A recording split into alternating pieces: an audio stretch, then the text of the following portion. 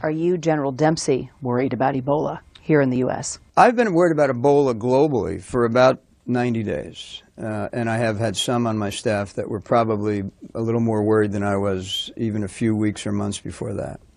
Why? I'm worried about it because we know so little about it. You know, you'll hear different people describe whether it could become airborne. I mean, if you bring two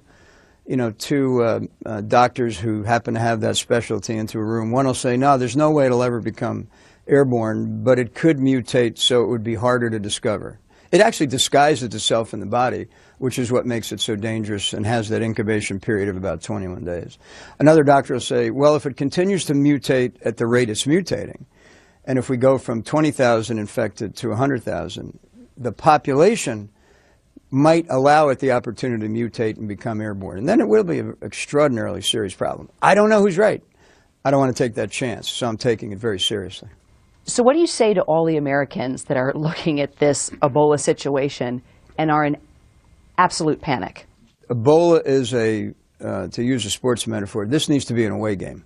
And that's why the United States military is involved. We want to help them keep this in isolation inside of those three countries. But I have studied this thing, and there is risk that the rate of reproduction, the ability of one patient to affect first 2 and then 4 and then 8, and then it becomes exponential.